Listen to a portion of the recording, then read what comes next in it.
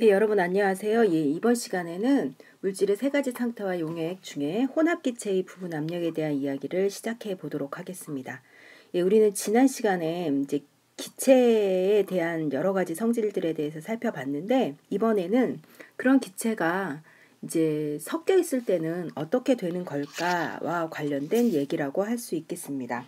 예, 교과서는 25페이지를 준비해 주시고요. 지금부터 시작하겠습니다. 예, 오늘 공부할 내용의 핵심 개념은 바로 부분 압력이라고 하는 것과요. 그 다음에 기체 분자 운동론이라고 하는 두 가지 내용이 되겠습니다.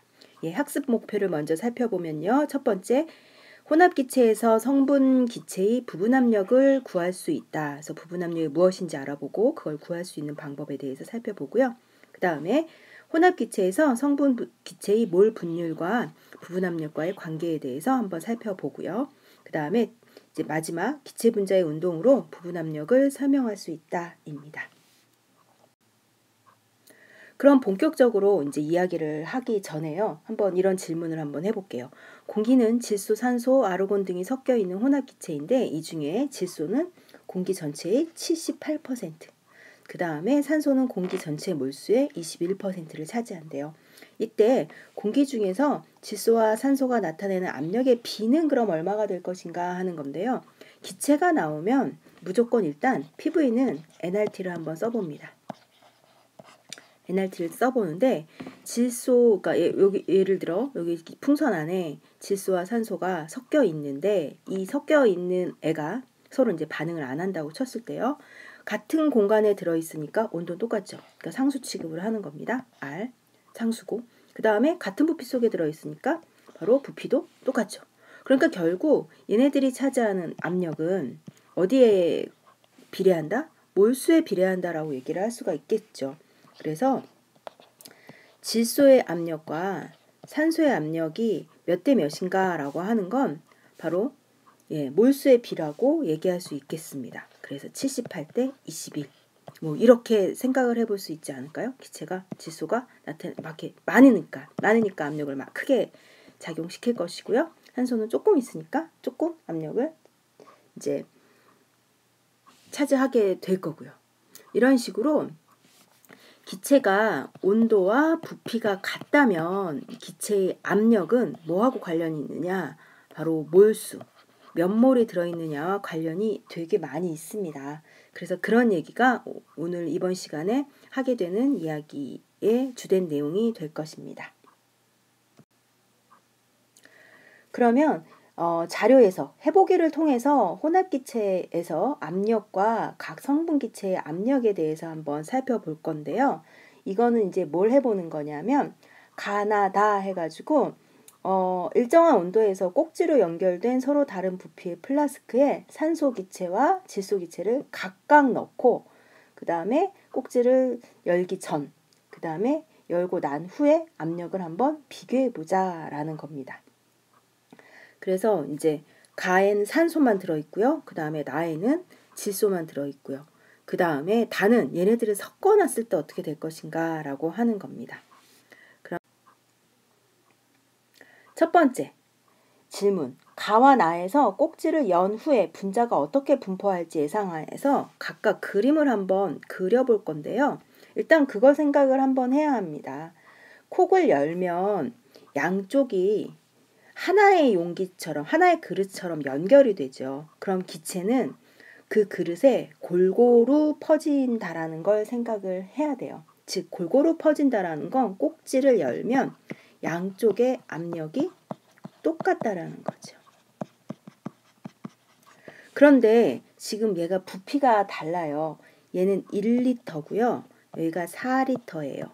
그러면 얘네가 골고루 퍼지는데 어떻게 퍼져야 되냐? 1대 4로 퍼져 있어야지만 골고루 퍼지게 되고 양쪽 압력이 똑같게 되겠죠. 그래서 얘를 콕을 열면 연 후에는 어떻게 되느냐? 이쪽 편 1리터짜리에는 하나, 그 다음에 4리터짜리에는 4개. 이렇게 퍼져야 각 부피당 분자수가 똑같은 골고루 퍼지는 게 되겠죠. 그래서 한 개, 4개로 이렇게 퍼지게 될 겁니다. 그럼 이번에는 나를 한번 볼게요. 나는 4리터 쪽, 여기가 또 1리터고요. 여기 4리터인데요. 여기 질소가 몇 개가 있냐면 쭉 세보니까 20개가 있어요. 20개. 근데 얘도 꼭지를 열어요. 열면 골고루 퍼져야 되니까 1대 4의 비율로 퍼져야 되겠죠. 20개가 1대 4니까 이쪽에 4개, 그 다음에 큰 쪽에 16개 이렇게 퍼져서 골고루 균일하게 퍼져 있게 됩니다. 그래서 이걸 그림을 그려본 거고요. 두 번째 내용은 그러면 보일의 법칙을 이용해서 가와 나에서 꼭지를 연 후에 압력을 구해보자 라는 건데 혹시 보일의 법칙 기억하나요? 보일의 법칙은 PV는 K. 예, 보일의 법칙은 PV는 K. 즉 이제 압력과 부피가 서로 반비례하다라는 건데요. 예, 그 보일의 법칙을 이용해서 얘네들의 압력이 어떻게 될까 하고 생각을 해보는 겁니다. 그러니까 이게 이제 뭐냐면 보일의 법칙은 P1, V1은 P2, V2로 K로 일정한 값이다 라는 겁니다. 그러니까 산소를 한번 생각을 해보는 거예요. 산소가 처음에는 1기압 1리터에 있었어요. 그래서 1기압 1리터에 있었는데 같은 온도에서 콕만 열어서 부피가 커져버린 거예요. 얼마로 커졌죠? 여기가 1리터고 여기가 4리터니까 5리터로 퍼졌죠.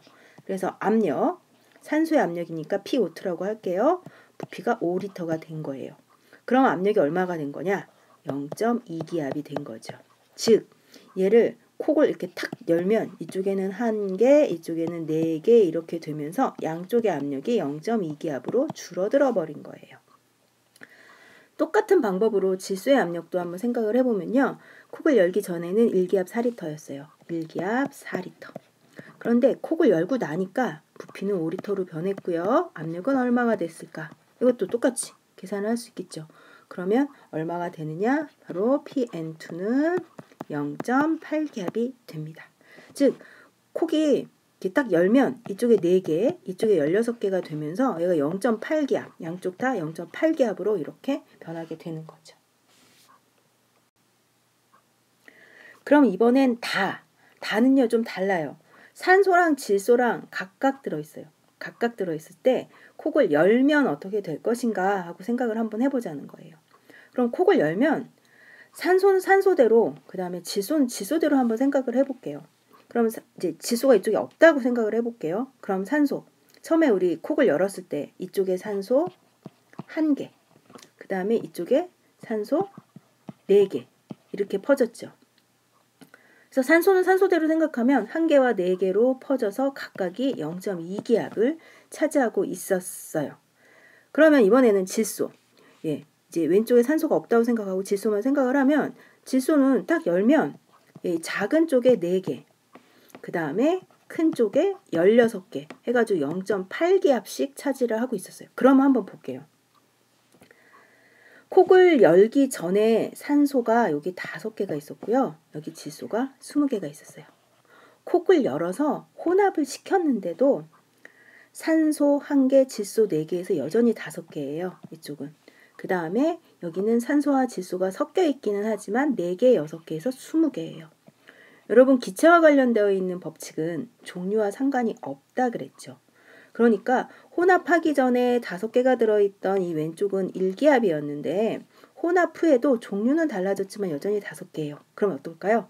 1기압이 되겠죠. 여기도 혼합을 후에도.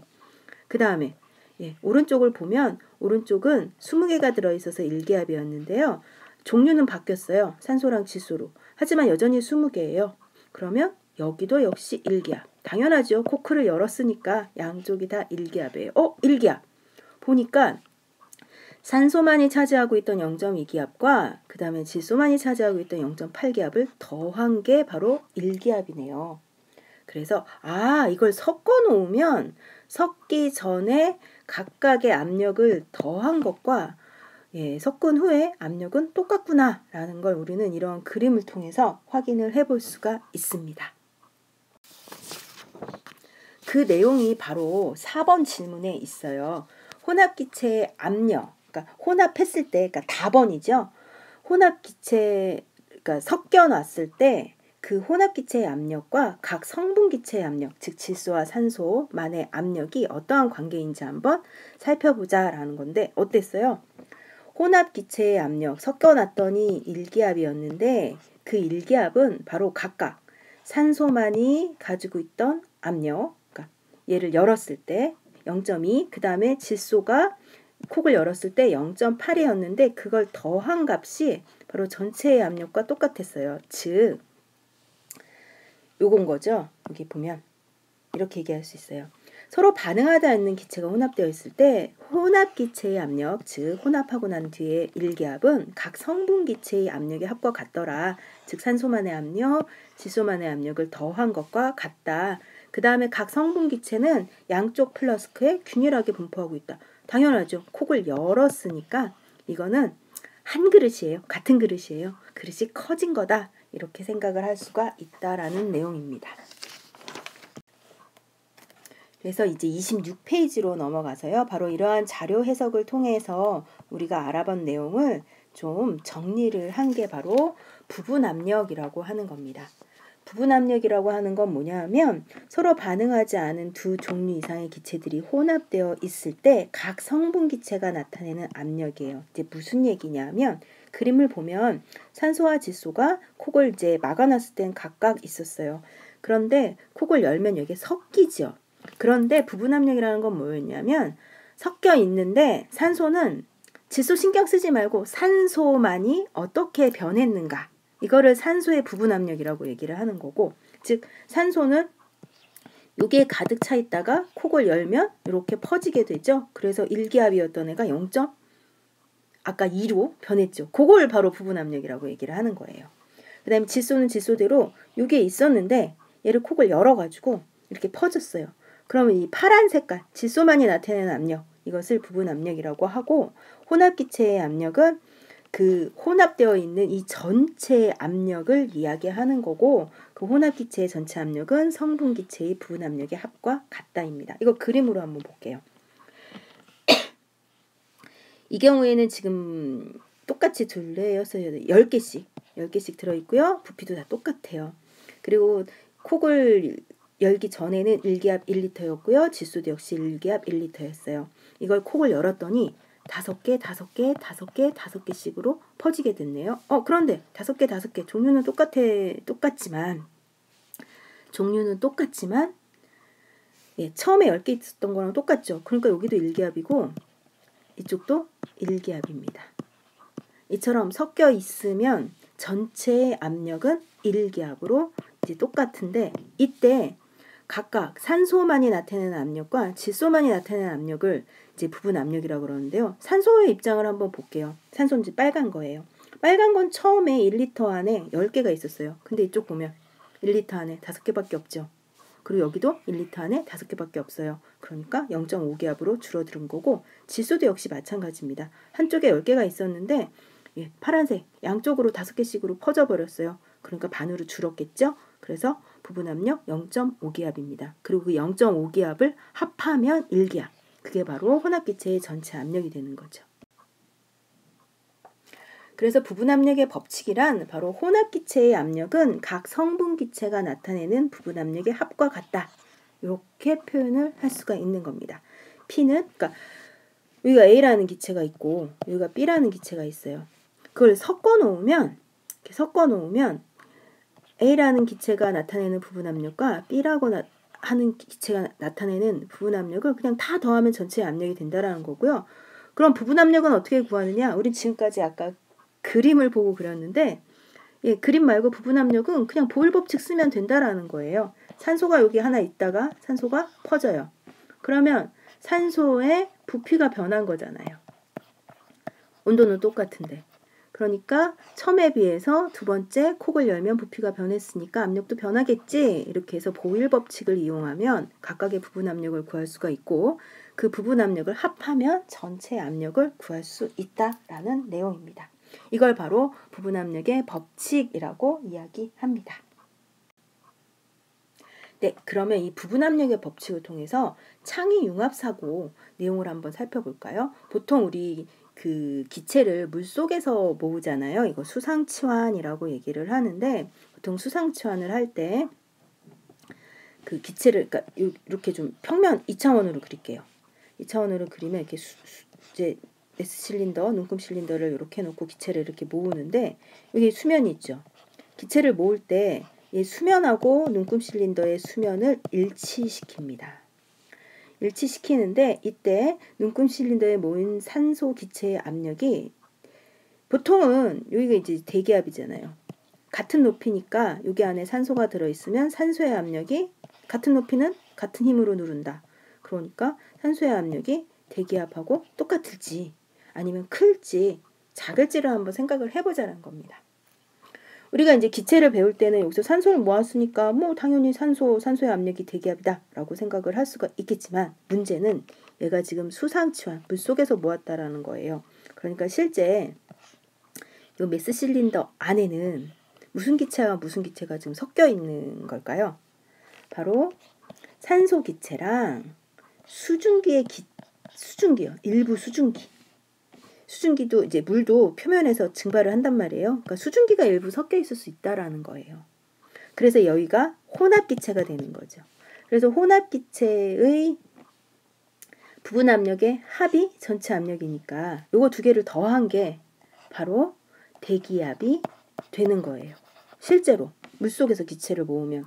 그렇다면 산소만의 압력은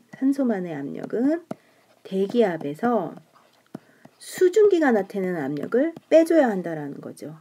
뭐 물론 수증기가 압력이 막 1기압, 2기압 이렇게 되게 크진 않아요. 굉장히 조그매요. 뭐 25mmHg 뭐 이렇거든요. 근데 그걸 빼줘야 되니까 그래도 어쨌든 그런 걸 고려한다면 산소만의 압력은 이제 물속에서 모았을 때 대기압보다 작다라고 이야기를 할 수가 있겠죠.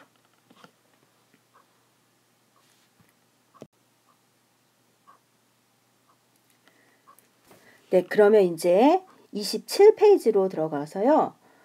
우리는 지금까지 이제 부분 압력을 보일 법칙으로 구한 다음에 그 다음에 그걸 더해서 전체 혼합기체의 압력을 구하는 방법에 대해서 알아봤는데 이번에는 혼합기체의 전체 압력을 알고 있어요. 그랬을 때 부분 압력을 어떻게 구할 수 있을까라는 거를 이제 생각을 해보자라는 건데요. 이거는 여러분들 뭐 쉽게 직관적으로 알 수 있는 건데 지금 보면 다 압력이 누구랑 관련이 있었어요.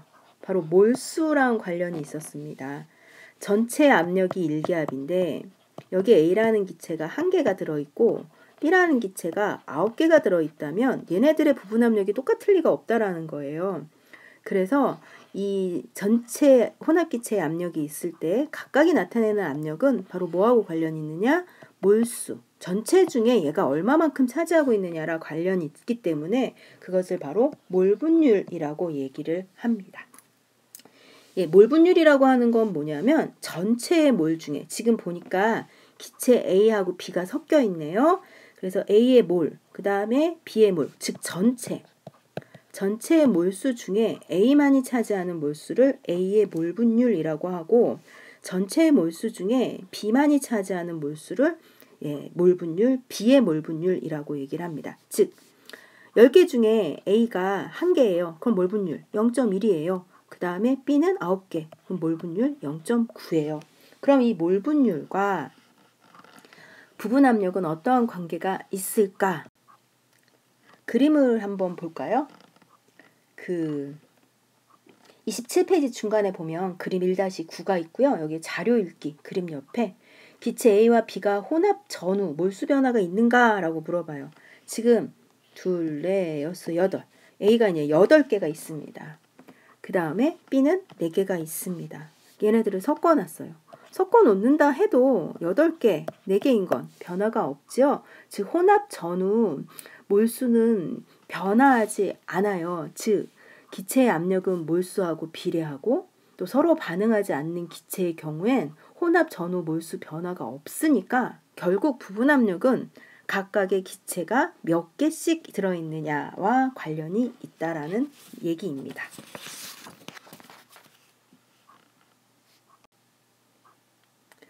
그래서 이제 정리를 해보면요. 혼합기체의 전체 압력이 P라고 했을 때 A가 나타내는 압력은 그러니까 전체가 1기압이에요. 전체가 1기압. 그런데 A가 2개 있어요. 그럼 B가 그리고 3개가 있어요. 그럼 1기압 중에 5분의 2만 A가 나타내고 B는 5분의 3만이 나타낸다라는 거예요.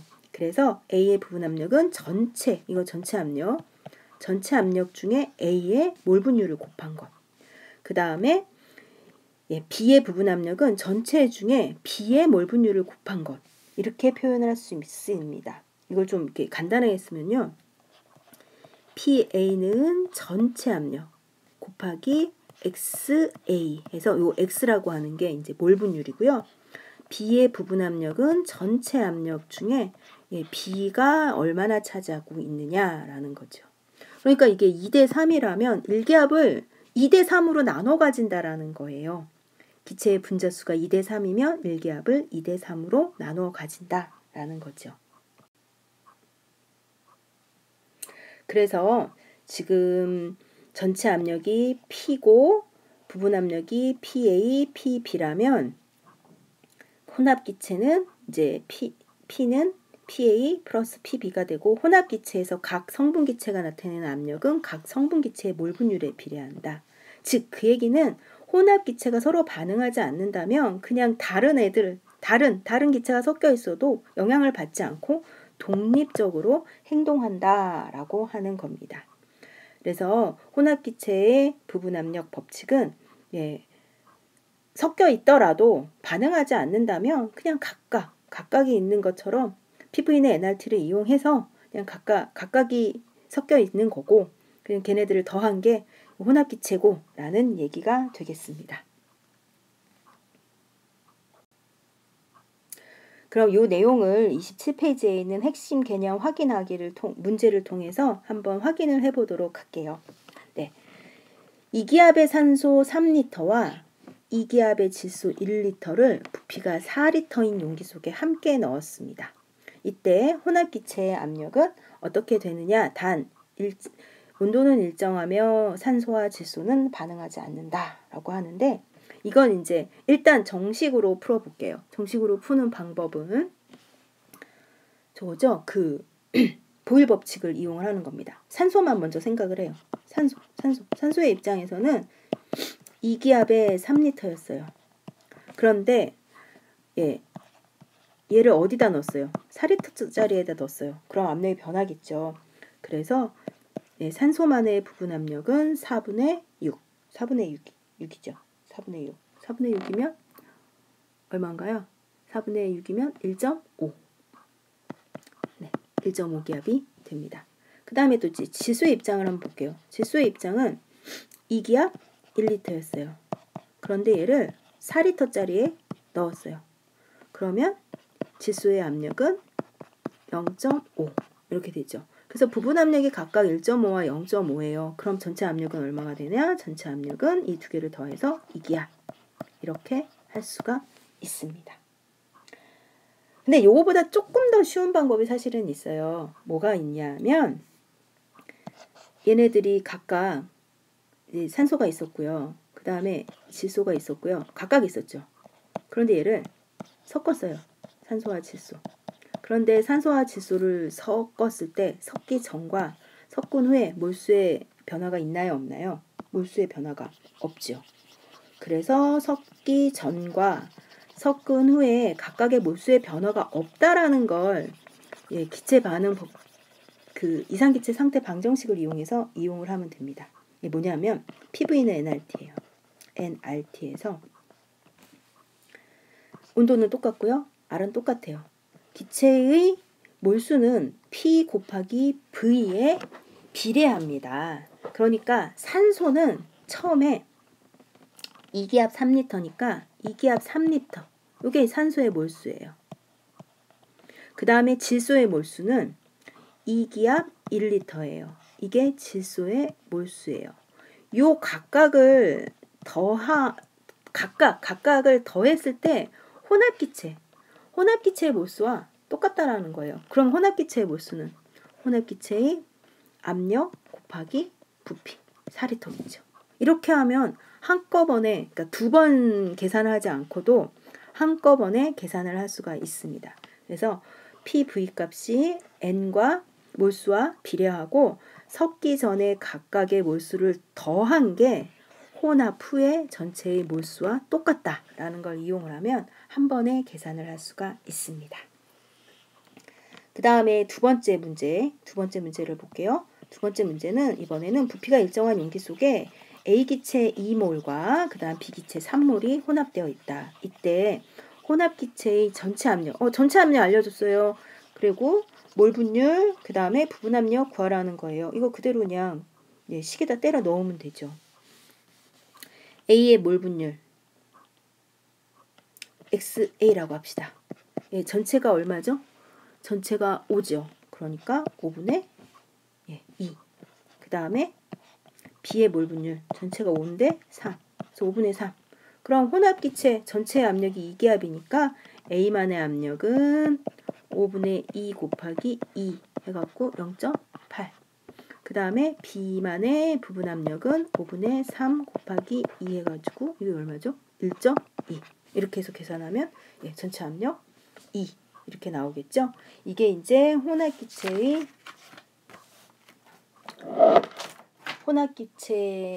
부분 압력과 관련된 내용입니다. 여기까지 조금 복잡하게 설명을 하긴 했는데 복잡한 건 아니고요. 앞에 단원의 기체의 얘기하고 그냥 똑같다라고 생각을 하면 되겠습니다.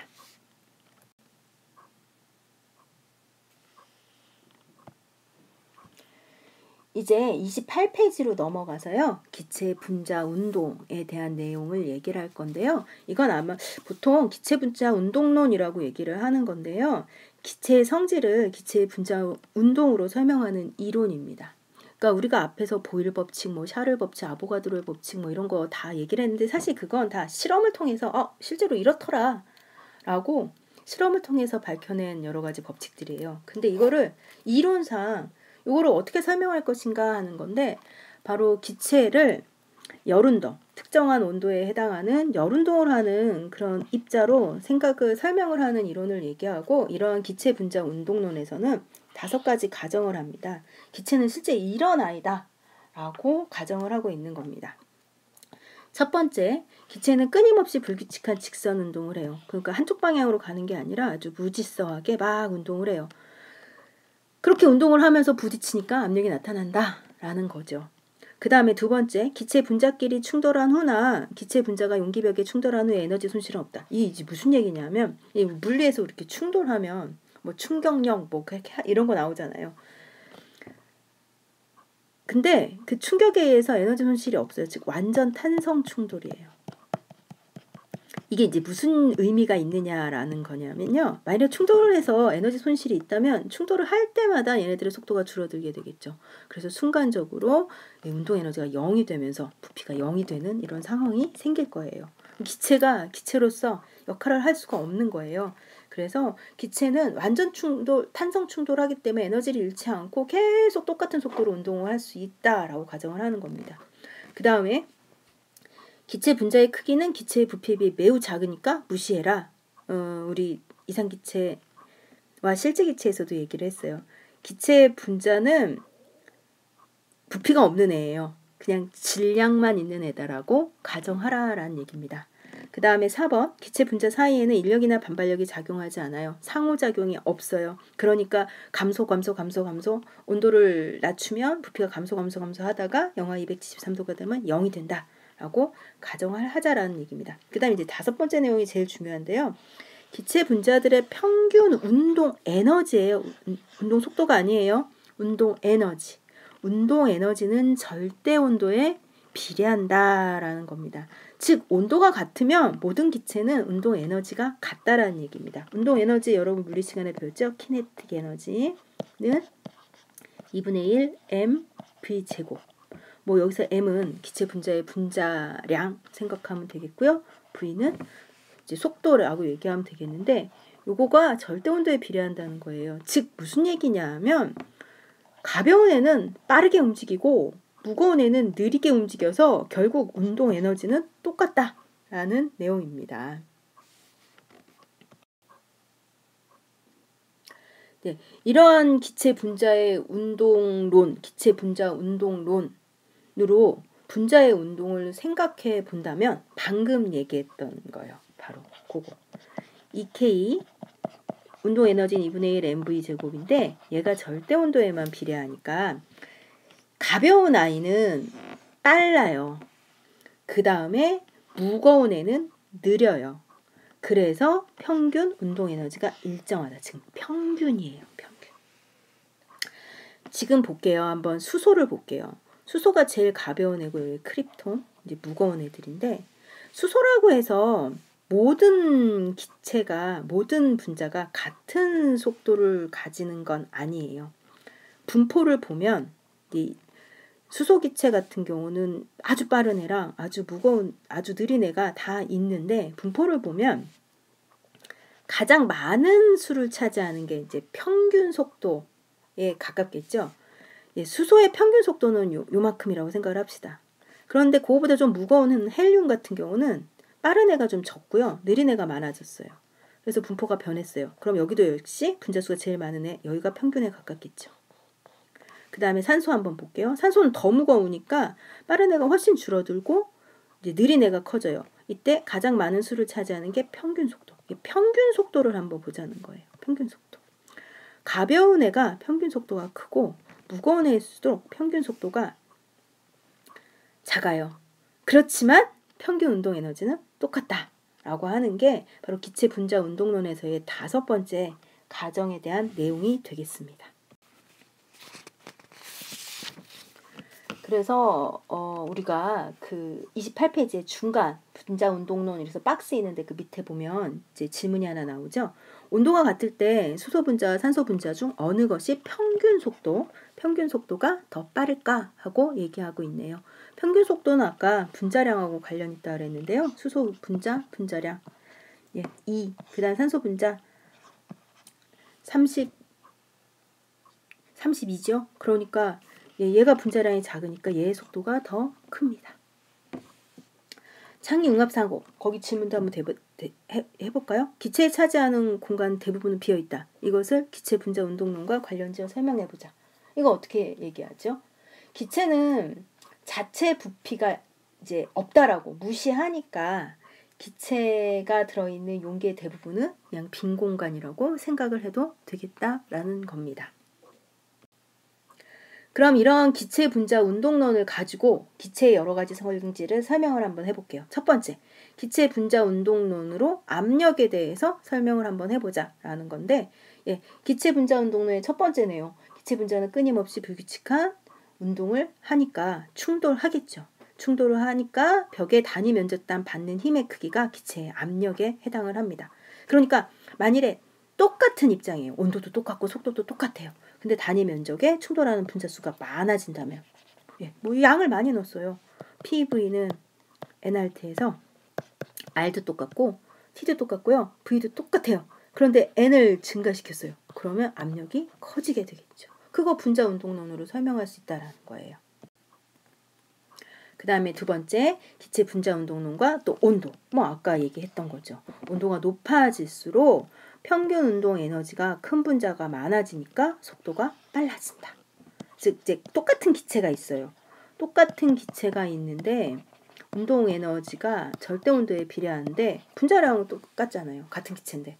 그러니까 온도가 높아지면 평균 속도가 커진다. 그러니까 전체적으로 속도가 빨라진다라는 거예요. 그래서 지금 같은 기체인데 분포를 온도에 따라서 분자의 분포를 보면 온도가 높을수록 평균 속도가 커진다라는 걸 볼 수가 있습니다. 그 다음에는 이제 기체 분자 운동론과 기체의 성질, 즉 우리가 알고 있는 보일샤를 아보가드로의 법칙을 한번 이걸로 설명을 해보자라는 거예요. 그래서 첫 번째, 기체의 온도와 기체의 압력, 부피와의 관계를 한번 생각해 볼 텐데요. 여기서는 이제 조금 중요한 게 뭐냐면 움직일 수 있는 용기냐, 즉 부피가 변하는 용기냐 아니면 변하지 않는 용기냐 하고 관계되어 있는 거예요. 첫 번째, 부피가 고정되어 있어요. 고정되어 있는데 만일에 온도를 높인다고 생각을 해볼게요.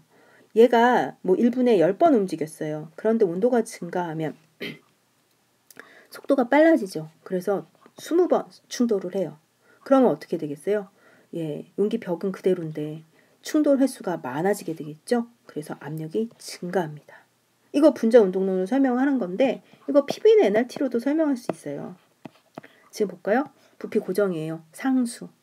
그 다음에 N도 고정이에요. 그 다음에 R도 상수예요. 그럼 압력은 어디에 비례한다? 온도에 비례한다. 온도가 올라가면 압력도 커져. 그 얘기예요. 근데 이번에는 부피가 고정되지 않는 경우입니다. 고정되지 않아요. 즉, 요게 피스톤이 움직일 수 있어요. 그러면 어떻게 되겠는가 하는 건데요. 한번 생각을 해볼까요? 어떻게 될까요?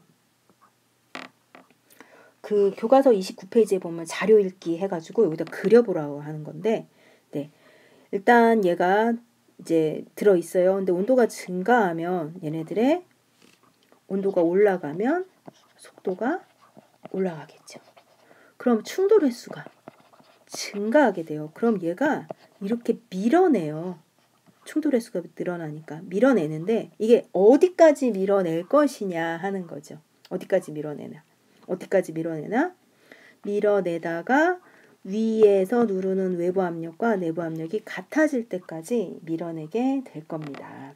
그래서 부피가 증가하는데 언제까지? 외부 압력과 내부 압력이 같아질 때까지 증가하게 됩니다. 그래서 그 내용을 정리한 게 이런 내용이에요. 실린더의 부피가 고정되어 있지 않다면 어떻게 될 것인가? 여기 한번 볼까요? 여기 그 다음에 부피가 늘어나겠죠. 일단 요 가하고 나는 분자수는 똑같아요. 분자수는 똑같아요. 그리고 지금 뭐가 똑같냐? 압력도 똑같아요. 왜냐하면 아까 얘기했던 것처럼 부피가 늘어나는데 언제까지 늘어나냐? 외부 압력과 내부 압력이 같아질 때까지 늘어난다 했는데 외부 압력 변화가 없죠. 그러니까 압력과 분자수는 똑같아요. 그런데 온도는 나가 높아요. 그러면 평균 운동 속도 나가 클 것이고요. 부피도 나가 클 것이고요. 평균 운동 에너지도 나가 클 거예요. 그래서 분자 운동론으로 이렇게 설명을 할 수 있는데 이거 PV는 NRT로도 설명할 수 있습니다. PV는 NRT에서 얘 같은 경우는 압력이 고정이에요. 외부 압력, 대기 압력, 압력이 고정이잖아요. 외부 압력이 변하지 않으니까.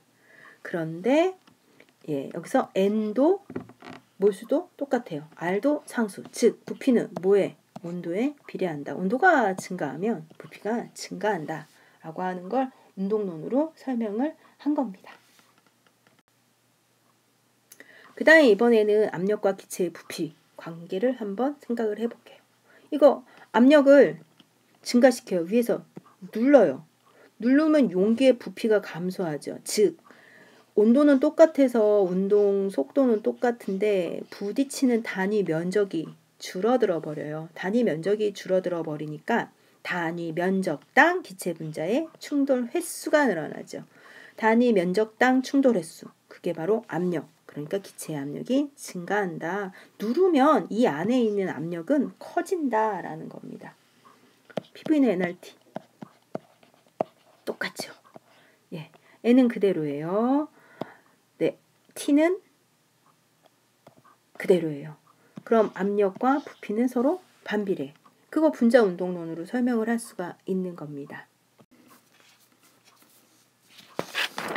그래서 기체 분자 운동론으로 PV는 NRT를 다 설명을 할 수 있어요. PV는 NRT를 다 설명을 할 수 있는데, 예, 보면 뭐 일정량의 온도가 똑같다. 그럼 PV는 일정한 값이다. 이거 보일 법칙이고요. PV는 NRT에서 PV는 NRT에서 부피는 똑같다.